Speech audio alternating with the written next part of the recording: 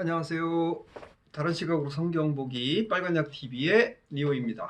자, 오늘은 제 유튜브 세 번째 이야기 다윗에 대해서 한번 살펴보도록 하겠습니다. 다윗이라는 인물에 대해서 우리가 연구를 하기 위해서는 제 생각에 세 가지 정도를 고려를 해야 될 부분이 있습니다. 첫째는 다윗이 승자라는 거죠. 네, 승자. 역사는 승자들의 기록이고 승자에 의해서 기록됩니다.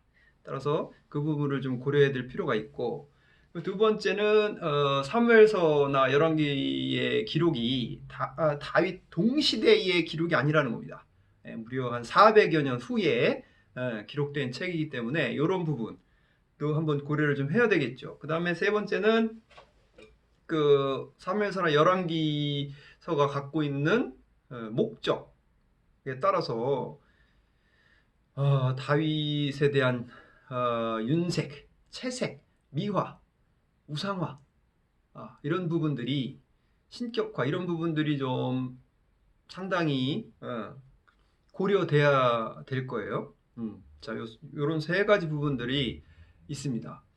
자, 그런 부분들을 좀 걷어내고 만약 민낯의 다윗을 본다. 우리가 민낯의 다윗을 본다고 한다면 제가 볼 때 다윗은 일생을 통해서 다윗 일생을 통틀어서 성공한 소시오패스다라고 얘기할 수 있을 것 같습니다. 성공한 소시오패스. 여러분들 인터넷에 찾아보시면 소시오파스의 특징 해가지고 뭐 7가지 특징, 뭐 13가지 특징 이런 특징들이 나올 거예요. 그거를 읽어보시면 거기에 정확하게 들어가는 게 아주 소시오패스의 롤 모델이다 이렇게 부를 수 있을 정도로 다윗의 삶은 일생을 통틀어 소시오파스의 삶이었다, 소시오파스였다라고 얘기할 수 있습니다. 자, 왜 그런지 오늘 한번 이야기를 한번 해보겠습니다.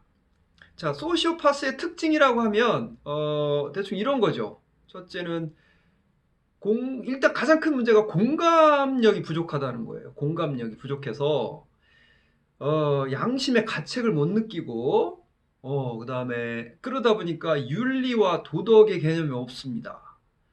그 다음에 그렇기 때문에 고차원적인 이런 감정인 신념이라던가 이런 것도 느낄 수가 없어요. 사실 윤리 도덕도 비슷하지만 그런 고차원적인 감정이죠. 그다음에 신념 뭐 이런 것들이 없어요. 이런 것들이 없고 뭐 잔인하고 그죠? 그다음에 굉장히 그 쇼에 능하죠.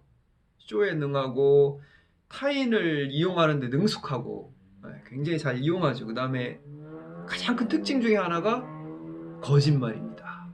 능수능란한 거짓말. 그 다음에 연기. 아까 얘기했던 쇼처럼 연기 같은 걸 잘하죠. 거짓말과 연기는 뗄래야 뗄 수가 없죠. 그죠? 연기에 능하고.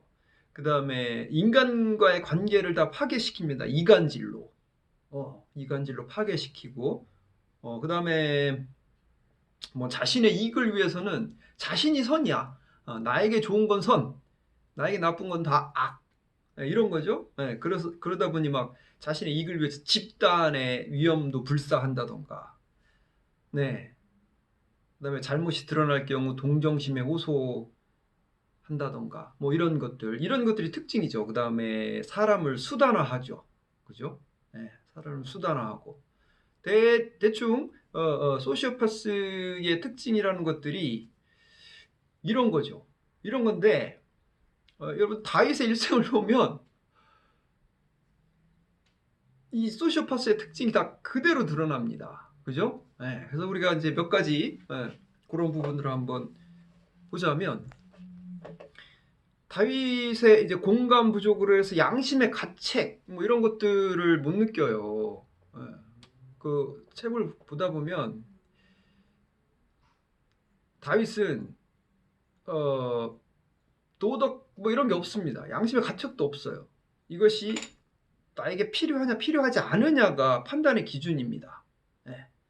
그래서 뭐 대표적으로 이런 거 볼 수 있죠. 그 우리아의 아내 밧세바 사건, 그죠? 네, 밧세바를 다윗이 취하는 것까지는 괜찮아요, 그죠? 네. 근데 그건 아니지만 그렇다고 합니다. 그걸 덮기 위해서 어떻게 하죠? 네, 우리아를 죽이죠. 교묘한 방법으로, 아주 교묘한 방법으로 우리아를 죽이죠. 네, 아주 잔인하게. 우리아는 아주 충직한 신하였죠, 그죠? 네, 죽입니다. 네. 그리고 그것이 드러났을 때, 나단에 의해서 드러났을 때 회개한다고. 네, 쇼죠, 그죠? 네. 회개하면 뭐 잘못을 고쳤어야지. 그렇지만 고쳤나요? 아니잖아요. 계속 바세바가 살았고 결국은 다윗의 왕권이 밧세바 사이에서 난 솔로몬에게 가게 되죠. 네. 쇼였습니다. 이런 거라던가. 그다음에 타인을 이용하는데 능숙해요. 그래서 아무튼 사회적으로 현재도 소시오파스들 중에 정치가나 뭐 많은 분야에서 성공한 사례들이 많죠. 네, 그런 사람들이 그중에 이제 타인을 이용하는데 능숙한데 대표적인 게 이제 저는 요나단이죠. 요나단. 다윗과 요나단에 대해서 사람들이 말들을 하죠. 우정으로. 그렇지만 결코 그게 우정이 아니죠. 그게 어떻게 우정일 수 있겠습니까? 철저히 요나단은 다윗에 의해 이용당한 거죠. 네. 요즘 말로 호구 잡힌 거죠. 빨대 꽂힌 거고. 네. 그랬던 거예요. 다윗은. 요나단은. 네. 요나단의 집안 뭐 몰살 당하죠. 사울의 집안 몰살 당하고. 네. 아주 그런 관계들, 그다음에 그런 것들에 능숙하죠. 다윗은. 사람들 이용하는데. 이런 거라던가. 그다음에 능수능란한 거짓말. 다윗의 일생은 거짓말의 일생입니다. 대표적인 걸로 보면 이제 개인 간에 이런 거짓말도 있을 수 있는데 오늘 제가 이야기하고 싶은 거짓말은 큰 차원에서의 거짓말도 있어요. 이거는 뭐냐면 개인이 하면 그냥 거짓말인데 이것을 왕이 한다거나 정권이 하면 그 프로파간다가 되는 거죠. 프로파간다. 선전. 그죠? 이 선전의 천재입니다. 다윗은. 천재였어요. 이 프로파간다로 저는 왕이 됐고 그 지위에 올라갔다고 봐요. 이 거짓말로. 활용 예를 들면 골리앗과의 싸움 우리가 지난번에 봤죠. 그 무명용사의 그 공적을 다윗이 가로챈 거거든요. 거짓말이죠. 가로챈 거거든. 뭐 이런 거뿐만 아니라 다윗은 이런 거짓말을 통해서 프로파간다를 통해서 어려서부터 언더마이닝을 하는데 능했어요. 이런 것들 통해서 언더마인이라는 게 뭐죠? 이렇게 음모를 꾸며서 밑에서 파서 무너뜨리는 거죠. 이게 뭐냐면 대표적으로 뭐 골리앗을 죽이고 나서 그러니까 사울이 죽인 자들은 천천이고 다윗이 죽인 자들은 만만이다.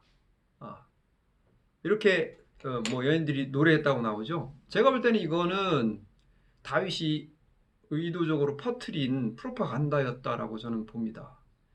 이게 사실은 아니었어요. 왜냐하면 블레셋을 죽인 게 만만인데 다윗이 블레셋에 이렇게 블레셋으로 도망갔을 때 블레셋의 왕들이나 블레셋 사람들이 다윗에 대해서 큰 신경을 쓰지 않았다는 거예요. 그렇게 뭐 대단한 용사였었나? 그러니까 왕이 되기 전에 거기에 대해 의문을 제기할 수밖에 없습니다. 왜냐하면 뭐 크게 신경 쓰지 않는 잘 모르는 듯한 그런 태도를 취하거든요. 블레셋이. 블레셋인들이 정말 증오한 건 사울이었죠. 사울. 왜냐면 사울이 일생을 통해서 블레셋과 싸웠기 때문에 사울이 정말로 엄청난 그런 전투를 벌였지 왕이 되기 전에 다윗의 싸움이라는 것들은 사실은 과장돼 있어요. 이것도 프로파간다였다고 봐요. 거짓말이었다고 봐요. 언더마이닝을 위한. 그다음에 정권 차원에서의 큰 거짓말 두 개. 이것은 아무도 신학자 누구도 제기하지 않는 문제인데 저는 제기하고 싶은 게 뭐냐면 하나는 사무엘로부터 기름 부음을 받아서 왕이 되었다. 어렸을 적에. 이 부분에 저는 의심을 갖고 있습니다. 이게 과연 사실이었을까? 제가 볼 때는 아니었던 것 같아요. 왜냐하면 사울과 다윗의 만남이라는 건 거기에 딱 한 번 나옵니다. 그 이후에 그리고 나오지 않아요. 근데 사무엘과 사울의 관계는 사무엘이 기름을 붓고 사울에게 제왕 교육을 하고 막 관계가 굉장히 많이 나오는데, 예, 사무엘과 다윗 관계는 그거 딱 한 번 나옵니다. 거기에서. 그리고 그 이후에 만났다는 기록이 없어요. 이후에 뭐 왕을 만들어 놨는데 사무엘이 다윗을 그렇게 방치했을 리가 없잖아요. 예. 거기에 대한, 그래서 저는 제가 볼 때는 정당성을 확보하기 위해서 다윗이 자기가 왕이 되기 위한 정당성을 확보하기 위한 거짓말이었지 않나, 정권적 차원의 프로파간다였지 않나 싶어요. 예. 그것도 거짓말이었을 가능성이 큽니다. 그 다음에 나단의 예언, 나단 선지자가 다윗을 예언하면서 뭐 하나님이 뭐 다윗을 축복해서 다시는 뭐 이렇게 영원히 함께 간다 뭐 이런 식의 축복을 하는 부분이 있잖아요. 제가 볼 때 이것은 다윗과 나단 사이에 거래가 있었을 거라고 봅니다. 왜냐면 여러분, 쿠데타를 한 세력들이 가장 두려워하는 게 뭐죠? 새로운 쿠데타죠. 네. 다윗도 마찬가지였을 거라고 봐요. 그러니까 사울이 그런 이렇게 하나님으로부터 뭐 버려졌다라는 이런 얘기를 들으면서 왕권에서 이렇게 제거된 이런 부분들이 있기 때문에 다윗은 그런 것들을 세우고 싶었던 거죠. 명명백백하게 이 집안이 쭉 가는. 그러기 위해서는 그런 메시지가, 그런 프로파간다가 필요했지 않았나. 따라서 다윗과 나단 선지자 사이에 거래가 있었고, 이것도 또한 정권적 차원의 거짓말, 프로파간다였다라고 저는 생각을 합니다. 여러분, 나단이 굉장히 정치적인 인물이었어요. 굉장히 정치적인 인간이었습니다. 뭐 무슨 광야에서 뭐 이렇게 하는 예언자가 아니었습니다. 궁정에 속해서 있는 굉장히 정치적인, 나중에 솔로몬이 왕 되는 과정에서 나단이 그런 굉장히 정치적인 역할들을 하잖아요. 예. 그것 또한 저는 거짓말이었다, 정권적 프로파간다였다라고 저는 봅니다. 이런 거에 능수능란했단 말이죠, 다윗이. 그 다음에 다윗은 또 소시오패스의 특징은 이제 친구, 동료 사이들 이간질하는 거. 다윗은 이거에 또 능해요. 다윗과 관계되어 있는 모든 관계들은 다 깨지게 돼요. 이간질됩니다. 아버지와 아들, 사울과 요나단의 사이도 흔들리고, 다윗만 들어가면 다 그렇게 됩니다. 관계들이. 남편과 부인 사이, 뭐 우리아와 밧세바도 그렇고, 나발과 아비가일, 이런 거. 무비보셋과 시바, 주인과 하인 사이, 이런 것도 막 흔들리죠. 왕과 신하 사이, 이스보셋과 아브넬을 이렇게 이간질시켜서 다 제거하죠. 결국은 뭐 정권 차원에서 남유다와 북이스라엘, 그러니까 세바의 반란 같은 것들이 일어나고요. 이런 부분들도 있죠. 그다음에 뭐 그래서 다윗의 일생은 이런 식으로 소시오파스의 성공한 소시오파스의 아주 전형적인 이런 부분들을 보여줍니다. 그다음에 뭐 자신의 목적을 위해서 사람을 수단화시켜서 필요하면 뭐 그냥 죽여요. 죽이죠. 굉장히 잔인하고. 그래서 다윗과 관련돼 있는 모든 사람들, 다윗가 하려고 하는 일에 방해되는 모든 사람들은 다 죽임을 당합니다. 소름 끼치잖아요. 죽임을 당합니다. 특히 그 중에 사무엘 하 1장에 나오는 젊은이의 죽음, 사울의 죽음에 책임이 있다고 떠넘겨서 죽이죠. 그 젊은이를. 사실은 이거는 다윗이 사무엘의 죽음에 대한 책임이 없다라는 이야기를 하려고 그렇게 했던 거. 이것도 일종의 프로파간다 선전이었던 거예요, 사실은. 왜냐하면 당대에 사울 왕 시대 당대에 아마도 사울의 죽음 배후에는 다윗이 있을 거라는 이런 소문들이 아마 돌았을 겁니다. 네, 그런 게 있었을 거예요. 거기에 대해서 나는 사울의 죽음과 관련이 없어 라고 말하고 싶었던 거죠. 왜냐하면 사울이 죽을 때 길보아 산의 마지막 전투를 할 때 다윗이 어디 있었습니까? 블레셋에 있었잖아요. 네, 다윗은 뭐 필요에 따라서는 자신들의 원수라고 하는 블레셋에 뭐 가는 것도 서슴지 않는 인간이었어요. 일종의 그러니까 사실 출세를 위해 일본 만주군에서 간도 특설대에서 독립군 때려잡던 박정희가 나라의 왕이 되는 것처럼 비슷한 거죠. 예. 다윗이 하필 블레셋에 가 있을 때 사울이 블레셋에서 그렇게 처참하게 죽임을 당하는 거죠. 여기에 대해서 당시대 사람들은 다윗에게 책임이 있다. 죽음에 대한 책임이 있다. 왜냐하면 뭐 다윗이 어떤 뭐 정보를 줬을 수도 있고 전략을 가르쳐 줬을 수도 있고, 저는 개인적으로 그 전투에 다윗이 어떤 식으로든 참여했을 수도 있다고 봐요. 왜냐하면 다윗이 블레셋의 손을 통해서 사울을 제거하고 싶었기 때문에. 예.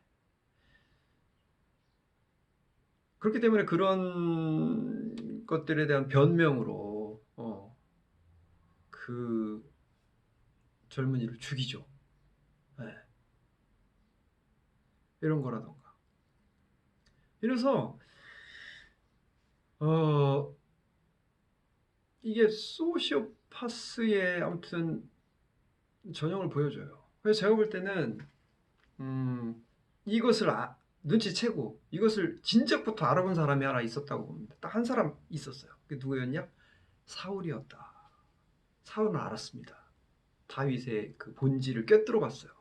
그래서 그렇게 다윗을 배척했던 거고, 여러분 제가 볼 때 사울이 다윗을 시기 질투한 게 아니었다고 봐요. 네. 경멸이었다. 네. 사울은 다윗을 경멸했다고 봅니다. 그런 본질을 꿰뚫어 보고. 네. 그러면서 요나단에게 말하죠. 이놈아, 아들 이놈아, 다윗이 살아있으면 우리 집안이 절단나고 멸절당한다. 제발 정신 좀 차려라 라고 얘기를 하잖아요. 맞잖아요. 나중에 사울 집안은 멸절당하죠. 다윗에 의해. 네, 잔인하게. 자, 이러니까 다윗이 이런 소시오파스인데, 여러분 소시오파스가 숨길 수 없는 사람들이 한 사람 있습니다. 숨길 수 없는 사람들이 있어요. 그게 누구예요? 가족입니다. 가족을 숨길 수는 없어요. 가면을 항상 소시오파스들은 쓰고 있지만 그걸 24시간 쓰고 있을 수 없거든요. 가족들을 속일 수는 없어요. 그러니까 결과적으로 어떻게 됩니까? 집안이 열매를 보아 나무를 안다고 성경에 나오죠. 열매를 보아 나무를 안다고. 엉겅퀴 나무에 포도가 열리겠어요? 그러니까 다윗의 집안이 어떻습니까? 완전 콩가루 집안이죠, 그죠? 콩가루 집안이에요. 구약성서 최고의 콩가루 집안이 다윗이잖아요. 뭐 암논과 다말, 근친상간, 거기에 압살롬, 반란, 그죠? 압살롬이 제 아버지를 그대로 닮았나 봐요. 언더마이닝 해서 지 아버지가 왕권을 차지하기 위한 언더마이닝을 하던 것을 압살롬이 그대로 배워서 하죠. 프로파간다 하고. 자, 집안이 그렇습니다. 집안 콩가루 집안 되는 거예요. 이런 집안에서 뭐 제대로 된 사람들이 나오겠어요? 그죠? 여러분 다윗의 맨 마지막 유언이 뭔지 아세요? 다윗은 끝날 때까지 끝까지 소시오패스임을 보여줍니다. 마지막 유언이 뭐였죠? 군대 장관 이었던 자기 사촌이었던 요압을 죽여라. 그리고 또 시므이를 죽여라였죠. 마지막 순간에 유언이 이거 쉽지 않습니다. 마지막 순간에 누구 죽이라고 하고 유언을 남긴다는 게 네, 소름 끼치죠.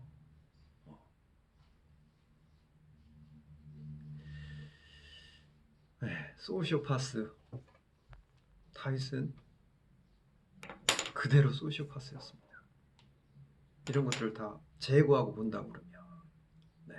문제는 근데 이런 소시오파스임에도 불구하고 사무엘서 기자는 다윗을 롤 모델로 갖다 쓰는 거죠. 이게 무슨 문제를 일으키냐면 교회에 어떤 걸 무슨 문제를 일으키냐면 과정은 중요하지 않다는 거예요. 과정은 결과가 중요하다. 그러니까 그다음에 무슨 잘못을 해도 하나님께 순종한다. 잘 믿고 회개하면 다 용서해 준다. 뭐 이런 잘못된 문제 있는 이런 신앙관 이런 것들을 형성하게 되는 거죠. 다윗이라는 인물을 통해서 이런 부분들을 통해서 그죠? 이게 현 교회에 지대한 영향을 미치고 있습니다. 동기 뭐 이런 게 중요하지 않고 결과가 좋으면 하나님의 뜻, 하나님의 축복, 선물. 신명기 사가의 어떤 그런 신학적인 배경이 그런 거죠. 결과가 좋으면 하나님 믿으면 잘 되고 하나님을 믿지 않으면 잘 안 된다. 그러니까 잘 됐어? 하나님이 믿어서 그런 거라는 거죠. 자, 이런 시각으로 한번 성경 한번 봐보세요. 그런 것들을 보고 제거하고 윤색, 채색, 미화를 제거하고 보면 다윗의 삶을 이건 받아들이기 힘들어요. 여러모로. 자, 오늘 이런 시각으로 한번 성경을 한번 다시 한번 읽어보시기 바랍니다. 소시오패스다라는 생각을 가지고 한번 읽어보세요. 소름 끼칠 겁니다. 자, 오늘은 다윗에 대해서 한번 이야기해봤고 다음번에는 사울이라는 사람에 대한 이야기를 한번 해보겠습니다. 오늘 재밌으셨다면 구독, 좋아요 눌러주시고 댓글란에 반론이라든가 질문 이런 거 남겨주시면 언제나 환영합니다. 감사합니다.